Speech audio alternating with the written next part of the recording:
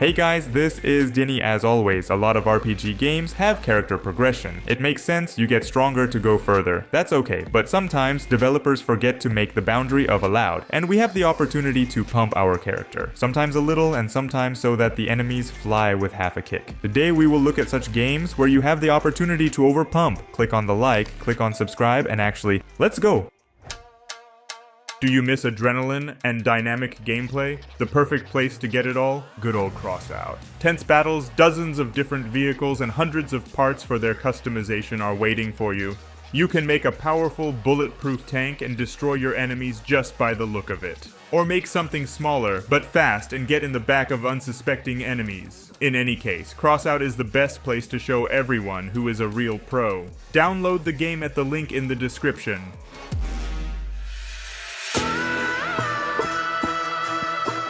I propose to start with a game that is not so often in my videos. Before you is the adventure of Pinocchio with gameplay as in Dark Souls. Well, since it's Dark Souls, and pump here can be very much, specifically in this game there are 600 levels. Although the developers did not confirm it, and I personally did not check, but it is so logical, 6 characteristics swing to 100. So we get 600, just like in Souls, only there are more of them. In addition, there are mods that can expand this, so you can repump here without much trouble, just battle grind mobs. Yes, it's long, but who said it would be easy? Grind will go side by side with pretty much every game from the video today.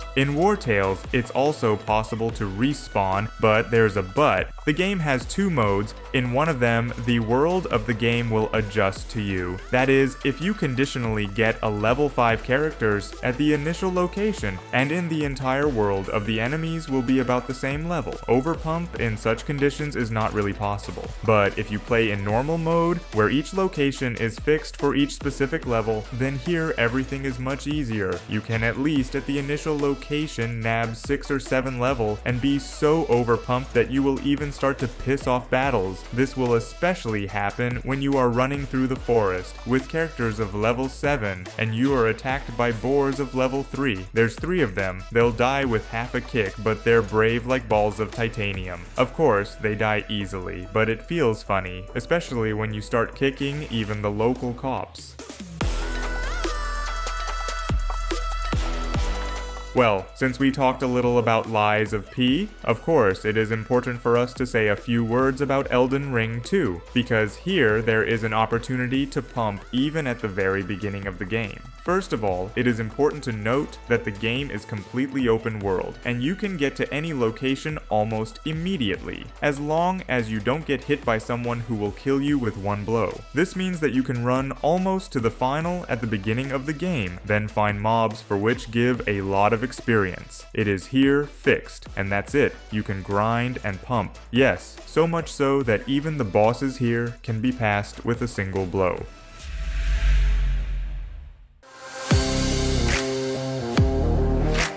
In general, you can pump not only in Skyrim, but also in Oblivion and in Morrowind too. The funny fact is that it happens somehow by naivety. You just create a character, you are going to become a great warrior with a 2-handed sword, or a mage, but everything rolls into the fact that you just wake up in the early morning, stealthy archer, who is so overpumped that he squats closely enemies cannot see. There are tons of gags about this, and it's probably the most obvious moment when you realize you're overpowered. It's fun to play though.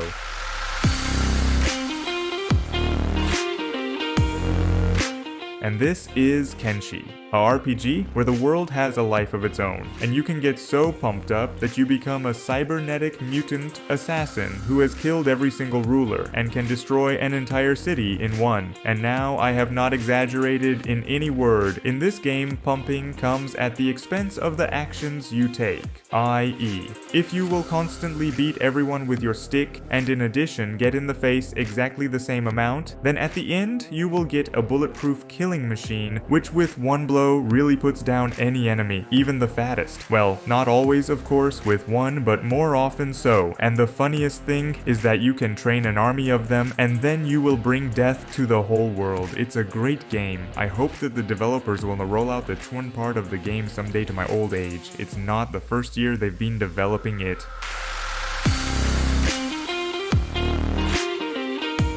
In Fallout 4, it is also easy to pump, and not even necessarily by yourself. In order to commit genocide of all things in Fallout 4, it is enough to meet Ada. This is such a robot companion, which you meet around level 15. And then, modify it on the workbench for robots, and so much so that it will kill enemies at the snap of your fingers. And yes, there's one more thing. She's immortal. Well, yes, she can overheat in battle, but you can easily come up, cool her down, and she will continue to bring death to all who meet. Well, if you do not want to through the robot, you can pump yourself. Break me down and make me weak again. And this is Remnant 2, which in a good way should make you suffer, but in practice, it's only you who will be suffering here, especially when you fly through the game completely and start looking for additional classes and hidden, powerful weapons. Regarding the sets of talents here, everything is also not bad, but I personally came to the fact that I could not kill bosses, and I killed them in melee combat. Yes, I had to grind a little, cross 2 classes as befits, but the game at this pace is easy to pass. Yes, if anyone suddenly doesn't know what it is, it's Dark Souls, only long range and cooperative. Very cool, diverse, and with a lot of secrets.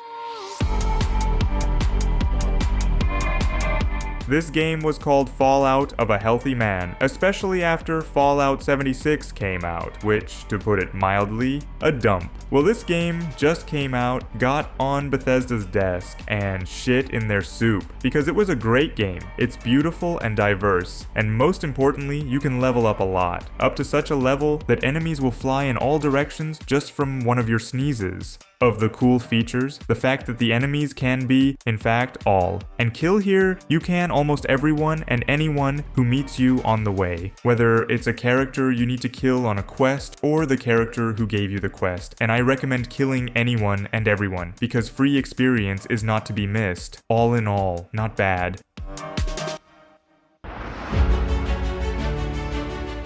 And this is a bit of an old game that you probably haven't heard of. It's not very popular even in its Asian homeland. However, the developers have released as many as 7 installments of the series so far. It is a JRPG in which you fight with enemies. All you need to know is only that the level of the characters here is limited to the cell where the level numbers are inscribed. Well, for your understanding, if you can enter 8 digits, then your level can be 99 million. Well, about the damage with such numbers, I think to say much, to say nothing, are pumped in when your level is 99 million. Definitely yes.